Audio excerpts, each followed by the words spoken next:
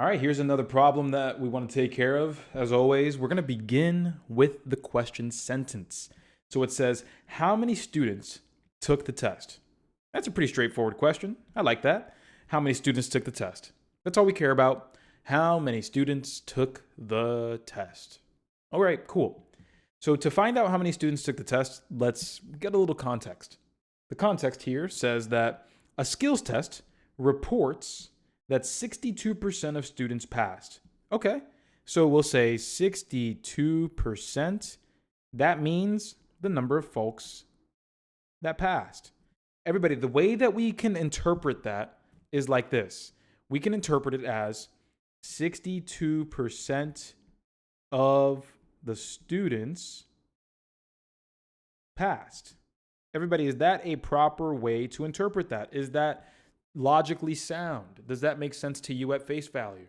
If we're saying 62% of students passed, that means 62% of the students that we have equals the number that passed. That's what that means. And everybody, can you tell me in this problem how many students passed? How many students did they tell us passed here? What is that number going to be? Yeah, that's 155. Right here, totaling 155 students. So we'll grab that. That is the number of students who passed.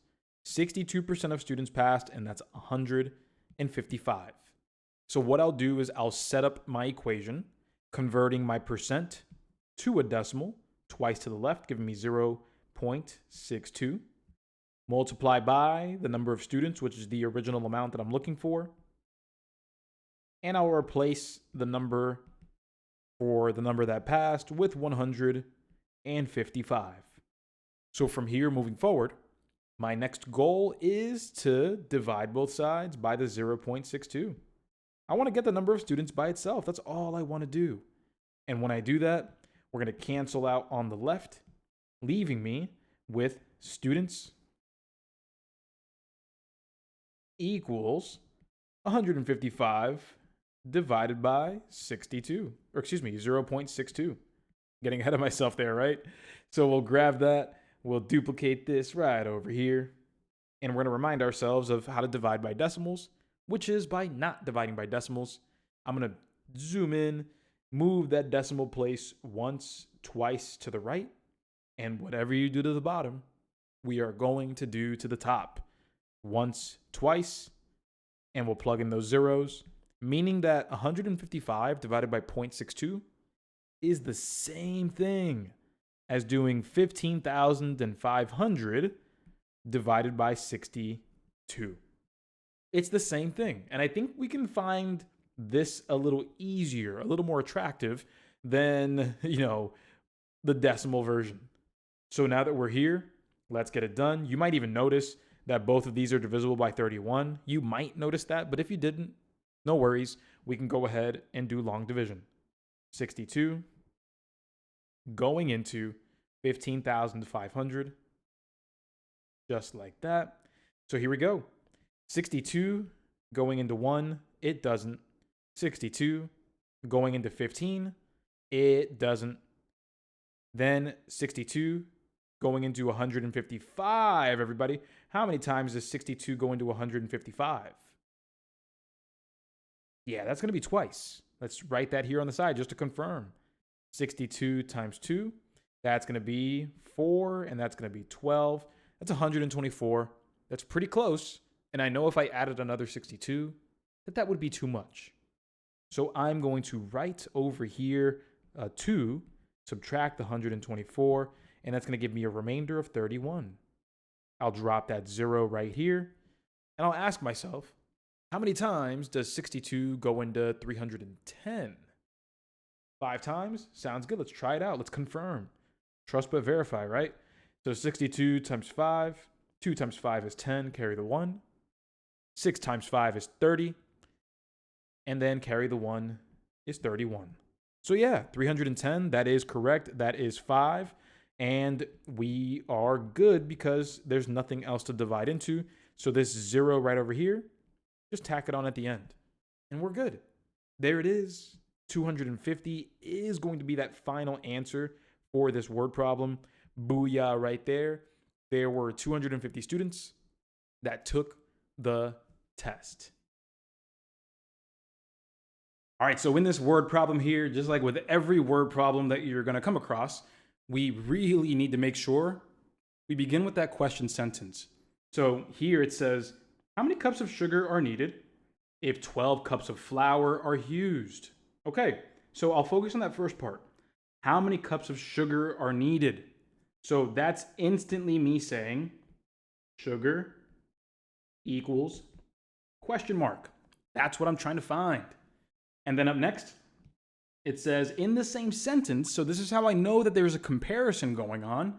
It says, how many cups of sugar are needed if 12 cups of flour are used? So what that tells me, my friends, here is that, hey, if sugar is blank, flour equals 12. That's the comparison I have. There's a comparison being made between sugar and flour, and we're going to use that relationship to solve this. In the first sentence, let's take a look over there.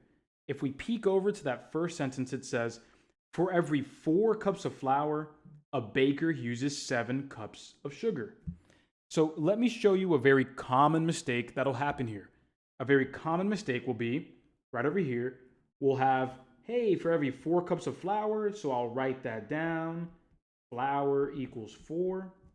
And then it says 7 cups of sugar, so then I'll say sugar equals 7. A very common mistake that happens is, take a look for yourself. Up top, I wrote sugar equals blank, flour equals 12. And on the bottom, I wrote flour equals 4, sugar equals 7. So everyone, you tell me, I'm comparing the same things. I got sugar and flour up top, sugar and flour on the bottom. But what's the problem here? What is the problem with writing it down like this, especially in a proportion question? Yeah, that biggest issue is the wrong order. The order matters. Remember, everybody, the main idea when it comes to proportions is that we must compare the same things in the same way.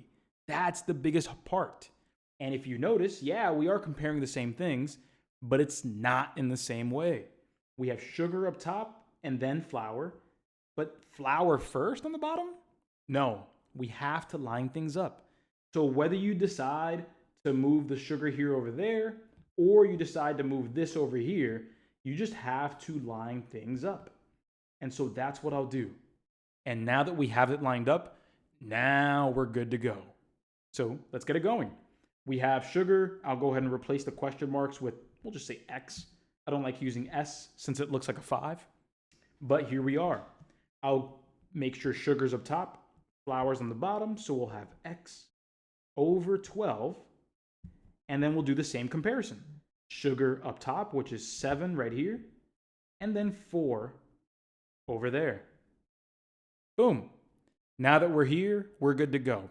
Whether we decide to cross multiply and divide or use a comparison technique, either way, we are now prepared to calculate. So notice that if we decided to cross multiply, it wouldn't be that bad. X times 4 is 4x. 12 times 7 gives us 84.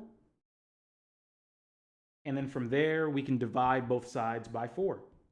Once we do this and divide both sides by 4, we can cancel on the left. 84 divided by 4 will give us 21. And there we go. The correct answer here is D, and we can also achieve answer choice D by doing a proper comparison. 4 going to 12, that's times 3. So the answer is 7 times 3, which is again 21.